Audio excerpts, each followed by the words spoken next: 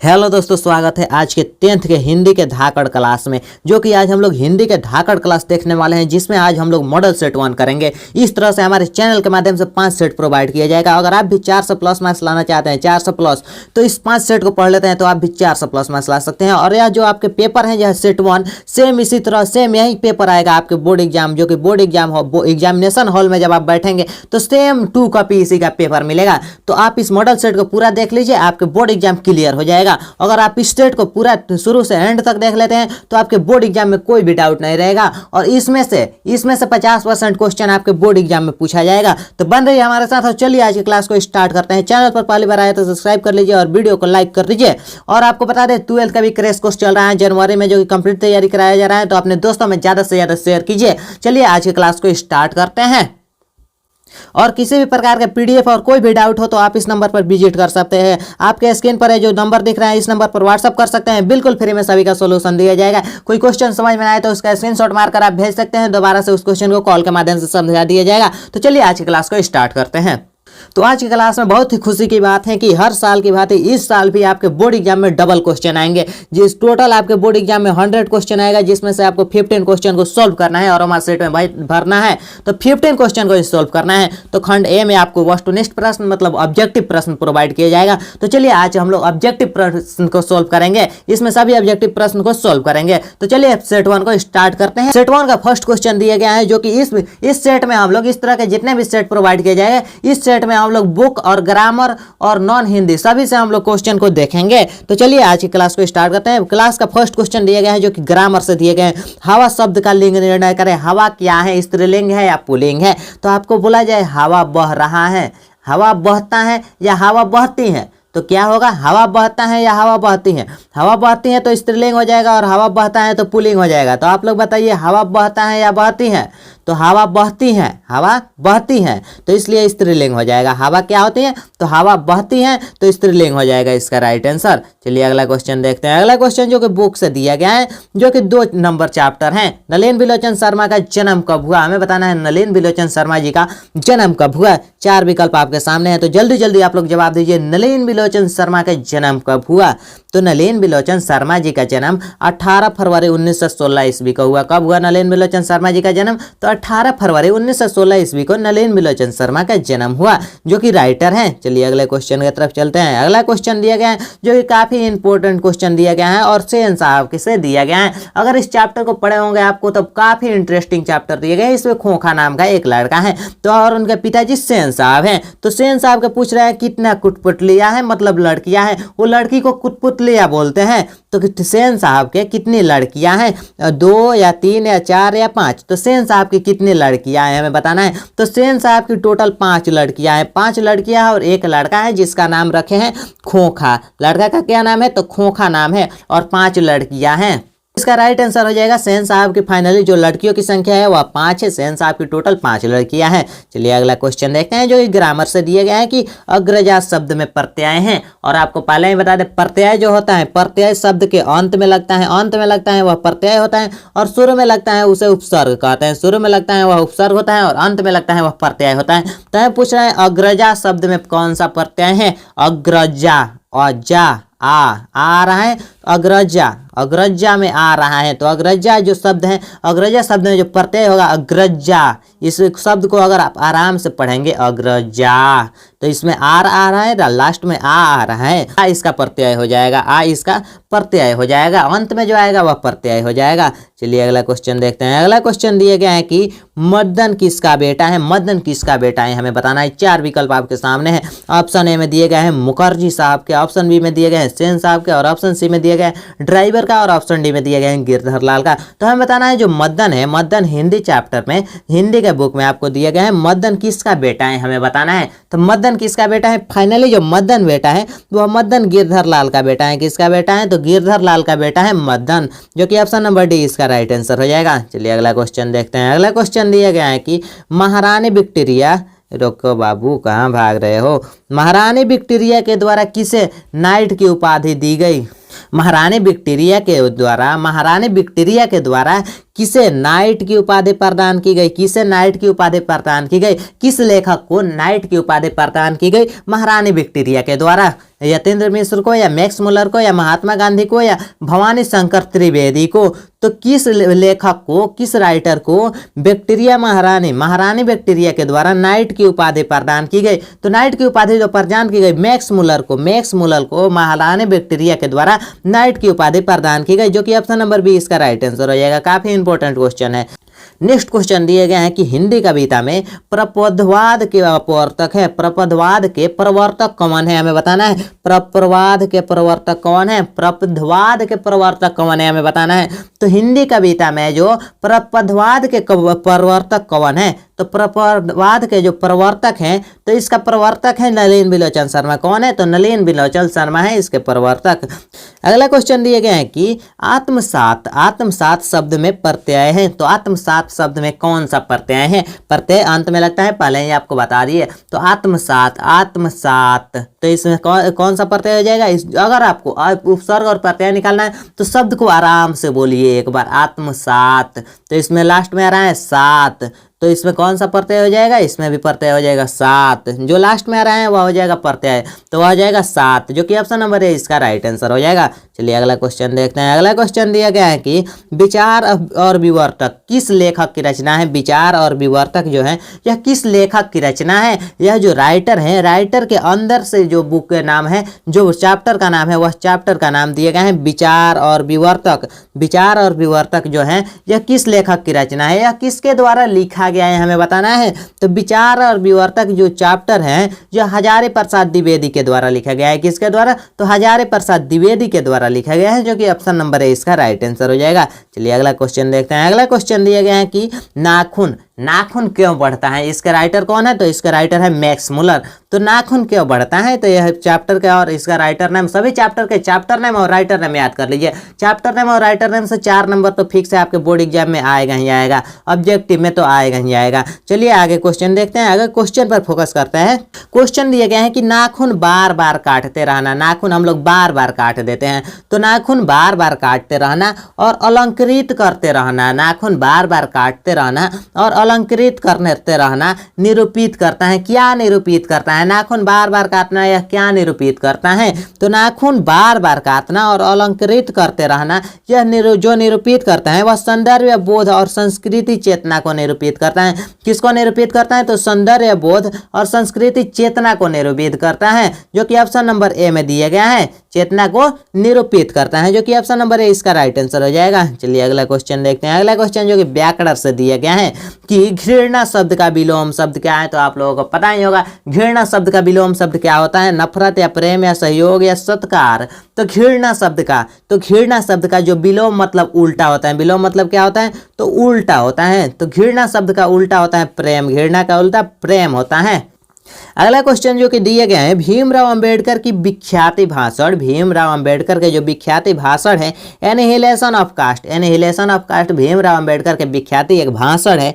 इसका हिंदी रूपांतरण किसने किया। यह जो भाषण है एनिहिलेशन ऑफ कास्ट, इस भाषण के हिंदी में रूपांतरित किसने किया, हमें बताना है। दलई सिंह यादव या ललई सिंह यादव या रूपक सिंह यादव या ललन सिंह यादव। तो एनिहिलेशन ऑफ कास्ट जो है इसके जो हिंदी रूपांतरण किए वह थे ललई सिंह यादव। ललई सिंह यादव इसके हिंदी रूपांतरण किए। चलिए अगला क्वेश्चन देखते हैं। अगला क्वेश्चन दिया गया है कि कुल 4 आदमी है, रेखांकित शब्द में कौन पदबंध है, हमें बताना है इसमें कौन पदबंध है। पदबंध तो आप लोग पढ़े ही होंगे, तो इनमें कौन सा पदबंध है। कुल 4 आदमी है, इसमें कौन सा पदबंध है। तो आप लोग जल्दी जल्दी कमेंट बॉक्स में जवाब दीजिए, इसमें कौन सा पदबंध है। तो यहाँ क्वेश्चन दिया गया है कुल 4 आदमी है, इसमें हमें पदबंध बताना है। तो कुल 4 आदमी है, इसमें जो पदबंध हो जाएगा विशेषण पदबंध हो जाएगा। कौन पदबंध, तो विशेषण पदबंध हो जाएगा, जो कि ऑप्शन नंबर बी इसका राइट आंसर होगा। चलिए अगला क्वेश्चन दिया गया है कि उसने अपने मित्र को पुस्तकालय खरीदा, उसने अपने मित्र को पुस्तकालय खरीदा। इसमें यह कौन सा वाक्य है, हमें बताना है। मिश्र वाक्य है या सरल वाक्य है, संयुक्त वाक्य है, इनमें से कोई नहीं। तो उसने अपने मित्र को पुस्तकालय खरीदा, वाक्य को ध्यान से सुनिए। उसने अपने मित्र को पुस्तकालय खरीदा, तो यह वाक्य कौन हो जाएगा, तो सरल वाक्य हो जाएगा। वाक्य सुनकर ही आपको लग रहा होगा कि यह सरल वाक्य है। वाक्य को एक बार ध्यान से पढ़ लीजिए, इसका आंसर राइट आंसर आपके दिमाग में ऑटोमेटिक फिल हो जाएगा। तो क्वेश्चन वाक्य आप देख रहे हैं, वाक्य दिया गया है कि उसने अपने मित्र का पुस्तकालय खरीदा, उसने अपने मित्र का पुस्तकालय खरीदा, तो यह सरल वाक्य हो जाएगा। चलिए अगला क्वेश्चन देखते हैं। अगला क्वेश्चन दिया गया है कि नक्षत्र लोक किस लेखक की कीर्ति है। नक्षत्र लोक जो है यह किस लेखक की कीर्ति है हमें बताना है। तो नक्षत्र लोक किस लेखक की कीर्ति है, विनोद कुमार शुक्ल या गुणाकर मूल्य या हरिहर प्रसाद द्विवेदी या मैक्स मुलर। तो नक्षत्र लोक किस लेखक की कृति है हमें बताना है। तो नक्षत्र लोक जो कृति है यह गुणाकर मूल्य की कृति है। किनकी कृति है, तो गुणाकर मूल्य की कौन सी कृति है, तो नक्षत्र लोक कृति है। इस क्वेश्चन को उल्टा भी पूछ सकता है कि गुणाकर मूल्य की कौन सी कृति है, और 4 ऑप्शन आपके सामने दे दिया जाएगा। तो उसमें हो जाएगा कौन सी कृति है, तो नक्षत्र लोक इसकी कृति हो जाएगी। तो सेम उसी क्वेश्चन को पलट दिया जाएगा। तो इस क्वेश्चन का जो राइट आंसर हो जाएगा ऑप्शन नंबर बी हो जाएगा। चलिए अगला क्वेश्चन देखते हैं। अगला क्वेश्चन दिया गया है कि जिसकी उपमा दी जाए उसके लिए एक शब्द क्या होगा। यह क्वेश्चन दिया गया है ग्रामर के अनेक शब्दों से एक शब्द, जिसकी उपमा दी जाए उसके लिए एक शब्द क्या होगा। तो जिसकी उपमा दी जाए उसके लिए एक शब्द हमें बताना है क्या होगा। उपमान हो जाएगा या उपाधि हो जाएगा या उपहार हो जाएगा या उपमेय हो जाएगा। तो जिसकी उपमा दी जाए उसे उपमेय हो जाएगा, उसके लिए एक शब्द उपमेय की कहिए, या जिसकी उपमा दी जाए उसे उपमेय, इसके लिए एक शब्द उपमेय हो जाएगा, जो कि ऑप्शन नंबर डी हो जाएगा। चलिए अगला क्वेश्चन देखते हैं। अगला क्वेश्चन दिया गया है कि मराठी भाषा की लिपि क्या है। मराठी भाषा की लिपि क्या है हमें बताना है। लिपि, मराठी भाषा की लिपि क्या है। ऑप्शन ए में दिए गए हैं खरगोष्ठी लिपि, ऑप्शन बी में प्राकृत लिपि, और ऑप्शन सी में नगरी लिपि, और ऑप्शन डी में देवनागरी लिपि दिए गए हैं। तो मराठी भाषा के फाइनली हमें लिपि बताना है। तो मराठी भाषा का जो लिपि होता है देवनागरी लिपि होता है, और हमारा लिपि कौन सा है आप लोग बताइए तो। और हमारा लिपि जो है, हम लोग जो हिंदी पढ़ रहे हैं, इस हिंदी की बुक का जो लिपि है, यह इस हिंदी बुक का भी लिपि देवनागरी है, जो कि ऑप्शन नंबर डी इसका राइट आंसर हो जाएगा। चलिए अगला क्वेश्चन देखते हैं। धारा नगरी के कौन परमार शासक विद्यानुरागी थे। धारा नगरी के कौन परमार शासक विद्यानुरागी थे। तो धारा नगरी के कौन परमार शासक विद्यानुरागी थे। तो आप लोग बताइए जल्दी जल्दी, धारा नगरी के कौन परमार शासक विद्यानुरागी थे। तो जो विद्यानुरागी थे धारा नगरी के, धारा नगरी दिया जाए और विद्यानुरागी पूछा जाए तो भोज हो जाएगा। भोज थे जो कि विद्यानुरागी थे, जो कि ऑप्शन नंबर बी में दिए गए हैं। चलिए अगले क्वेश्चन की तरफ फोकस करते हैं। अगला क्वेश्चन काफी इंपॉर्टेंट क्वेश्चन है कि महाविद्यालय कहानी संग्रह किसकी रचना है। महाविद्यालय जो कहानी है, महाविद्यालय नामक कहानी संग्रह किन की रचना है हमें बताना है। महात्मा गांधी या अमरकांत या विनोद कुमार शुक्ल या मैक्स मुलर। तो महाविद्यालय नामक कहानी संग्रह जो रचना है यह विनोद कुमार शुक्ल की रचना है। किन की रचना है, तो विनोद कुमार शुक्ल की रचना है। चलिए अगला क्वेश्चन देखते हैं। अगला क्वेश्चन दिया गया है, काफी इंपॉर्टेंट क्वेश्चन है और काफी इंटरेस्टिंग चैप्टर से लिया गया है, जो कि बहादुर की माँ गुस्से से पागल क्यों हो जाती हैं। बहादुर की माँ गुस्से से पागल क्यों हो जाती हैं, वह क्यों गुस्से से पागल हो जाती हैं बहादुर की माँ। बहादुर से ऐसी क्या गलती हो जाता है कि बहादुर की माँ उस पर गुस्से से पागल हो जाती है। ऑप्शन ए में दिए गए हैं बहादुर ने भैंस को मारा, और ऑप्शन बी में दिए गए हैं बहादुर ने कुत्ते को मारा इसलिए गुस्से हो गई, और ऑप्शन सी में दिए गए हैं बहादुर ने बिल्ली को मारा इसलिए उसके माँ गुस्से हो गई, और ऑप्शन डी में दिए गए हैं बहादुर माँ का काम नहीं करते हैं इसलिए माँ उन पर गुस्सा हो गई। तो माँ जो माँ है, बहादुर की माँ गुस्से से पागल क्यों हो गई। तो बहादुर की माँ, बहादुर ने भैंस को मारा इसलिए बहादुर की माँ गुस्से से पागल हो गई, जो कि ऑप्शन नंबर ए हो जाएगा। बहादुर ने भैंस को मारा इसलिए उसकी माँ उस पर गुस्से से पागल हो गई। चलिए अगला क्वेश्चन देखते हैं। अगला क्वेश्चन दिया गया है कि किसने सोवियत संघ पर आक्रमण किया। किसने सोवियत संघ पर आक्रमण किया हमें बताना है। महारानी विक्टोरिया ने या हिटलर ने या पुतिन ने या लेनिन ने। तो किसने सोवियत संघ पर आक्रमण किया, तो जल्दी जल्दी आप लोग कमेंट बॉक्स में जवाब दीजिए। किसने सोवियत संघ पर आक्रमण किया, तो जो सोवियत संघ पर आक्रमण किए वो थे हिटलर। हिटलर ने सोवियत संघ पर आक्रमण किया, हिटलर ने सोवियत संघ पर आक्रमण किया। चलिए अगले क्वेश्चन की तरफ चलते हैं। अगला क्वेश्चन दिया गया है कि यदि मनुष्य परिस्थिति का नियामक नहीं है, यदि मनुष्य परिस्थितियों का नियामक नहीं है, मनुष्य परिस्थितियों का नियामक नहीं है, तो परिस्थिति भी मनुष्य की क्या होगी, नियामक नहीं होगी। सिंपल फंडा है, यदि मनुष्य परिस्थितियों के नियामक नहीं है तो परिस्थिति भी मनुष्य के नियामक नहीं होगी। सीधा फंडा है, जो कि ऑप्शन नंबर बी हो जाएगा। यदि मनुष्य परिस्थिति का नियामक नहीं होगा तो परिस्थिति भी मनुष्य के नियामक नहीं होगी। सिंपल फंडा है। चलिए अगले क्वेश्चन की तरफ चलते हैं। अगला क्वेश्चन दिया गया है कि गुड्डी का लाल मुहावरे का अर्थ है, जो कि मुहावरा से क्वेश्चन दिया गया है। किससे दिया गया है? तो मुहावरा से क्वेश्चन दिया गया है कि गुड्डी का लाल मुहावरा का अर्थ क्या हो जाएगा? लाल रंग की गड्डी। या ऑप्शन बी में दिए गए हैं गरीब के घर में गुणवान का उत्पन्न होना, और ऑप्शन सी में दिए गए हैं गुड्डी के बालक को सुलाना, और ऑप्शन डी में दिए गए हैं लाल गुड्डी बनाना। तो क्वेश्चन पूछ रहा है जो कि मुहावरा गुड्डी का लाल मुहावरे का अर्थ क्या हो जाएगा? तो गुड्डी का लाल जो मुहावरे का अर्थ होता है गरीब के घर में गुणवान का उत्पन्न होना, गरीब के घर में गुणवान का उत्पन्न होना, गुड्डी का लाल होना। गुड्डी का लाल होना मतलब गरीब के घर में गुणवान का उत्पन्न होना, जो कि ऑप्शन नंबर बी इसका राइट आंसर हो जाएगा, गरीब के घर में गुणवान का उत्पन्न होना। चलिए अगला क्वेश्चन देखते हैं। अगला क्वेश्चन दिए गए हैं कि गणेश शब्द के पर्यायवाची शब्द क्या होता है? गणेश शब्द के पर्यायवाची शब्द मतलब अनेकों नाम होता है। तो गणेश शब्द का पर्यायवाची शब्द बताना है। तो गणेश शब्द का जो पर्यायवाची शब्द होता है वह लंबोदर होता है, जिसका उदर लंबा हो उसे लंबोदर कहते हैं। यह लंबोदर जो है, लंबोदर हम लोग समास में पढ़े हैं, जिसका उदर लंबा हो उसे लंबोदर कहते हैं। तो गणेश शब्द का पर्यायवाची क्या हो जाएगा? तो लंबोदर हो जाएगा। चलिए अगला क्वेश्चन दिया गया है कि प्रतिदिन शब्द में कौन समास है? समास में हम लोग आ ही गए कि प्रतिदिन शब्द में कौन समास है, हमें बताना है। तत्पुरुष समास, कर्मधारय समास, द्विगु समास और अव्ययी भाव समास। तो अव्ययी भाव समास हो जाएगा, यह तो सिंपल है, अव्ययी भाव समास हो जाएगा प्रतिदिन समास में। चलिए अगला क्वेश्चन देखते हैं। अगला क्वेश्चन दिया गया है कि यशोधारा शब्द का संधि विच्छेद है। यशोधारा शब्द का संधि विच्छेद बताना है, क्या हो जाएगा? यश धन धारा, यशोधन धारा, य धन सोधरा, यशोध धन रा। तो इसका क्या हो जाएगा? यशोधरा शब्द के संधि विच्छेद हमें बताना है।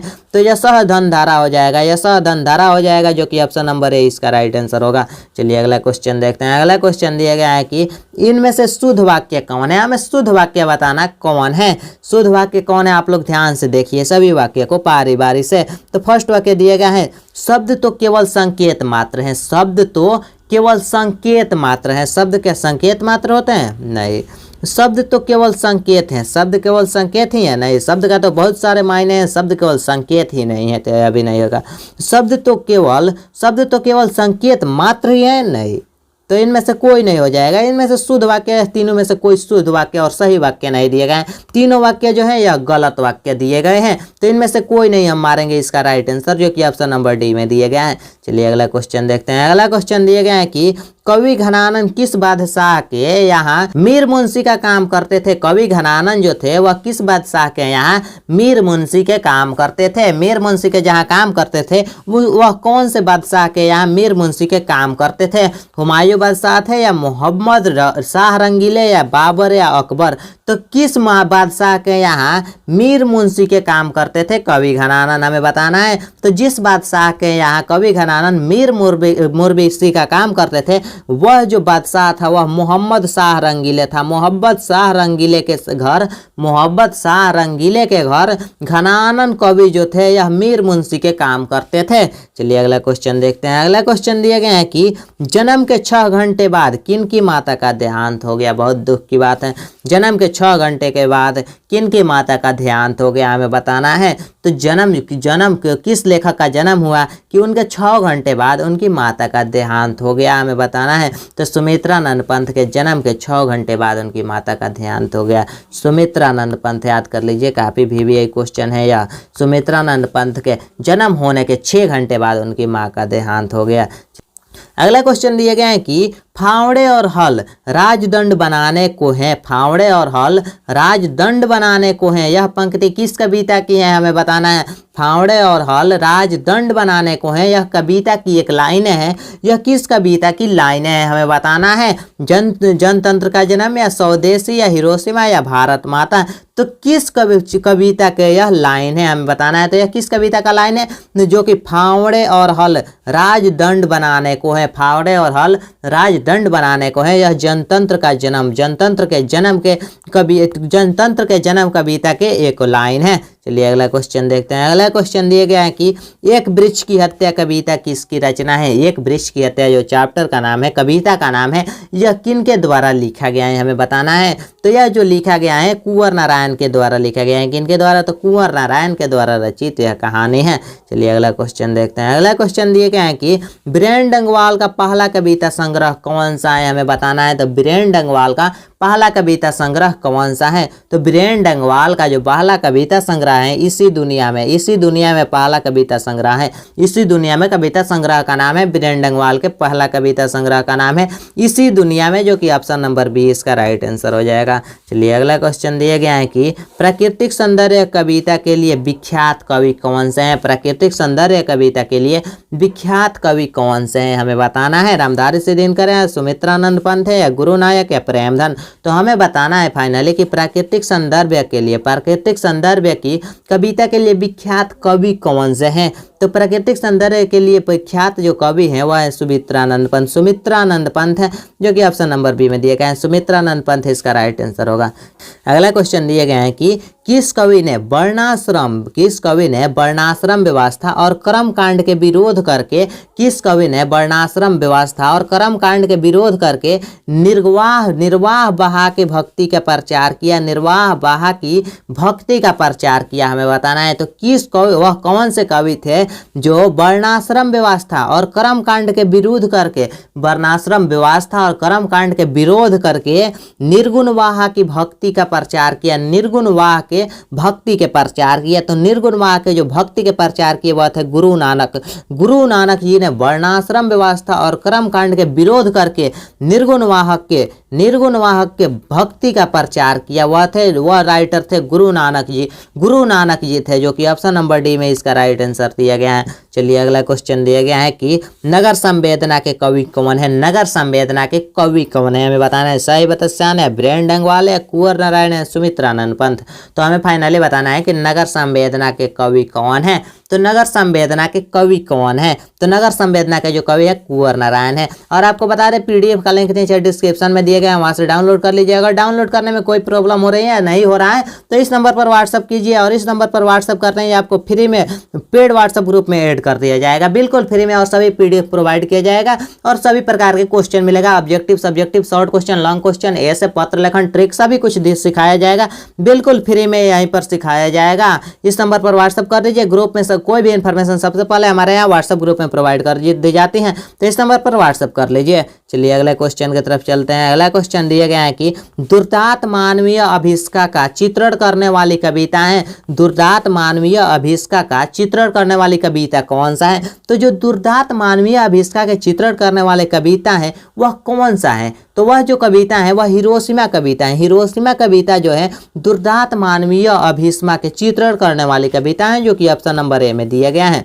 चलिए अगले क्वेश्चन की तरफ फोकस करते हैं। अगला क्वेश्चन दिए गए हैं कि गुरु नानक के पद हैं। गुरु नानक के पद कौन है। राम भक्तिमय गीत, या प्रेम के भक्ति के मधुर गीत, या सूफी गीत, या कृष्ण भक्तिमय गीत। तो हमें बताना है गुरु नानक के पद हैं। गुरु नानक के पद कौन है। तो गुरु नानक के जो पद हैं वह राम भक्तिमय गीत गाते हैं। राम भक्तिमय गीत, जो कि ऑप्शन नंबर ए इसका राइट आंसर हो जाएगा, राम भक्तिमय गीत। चलिए अगला क्वेश्चन देखते हैं। अगला क्वेश्चन दिया गया है कि रसखान द्वारा कृष्ण लीला का गान किया गया है। रसखान द्वारा कृष्ण लीला का गान किया गया है। पद में किया गया है, या धनाक्षरी में किया गया है, या दोहा में, या सवैया में किया गया है। रसखान के द्वारा जो कृष्ण लीला का गान किया गया है वह किस में किया गया है। तो रसखान के द्वारा कृष्ण लीला का जो गान किया गया है वह धनाक्षरी में किया गया है। किसमें। तो धनाक्षरी में किया गया है, जो कि ऑप्शन नंबर 20 का राइट आंसर होगा।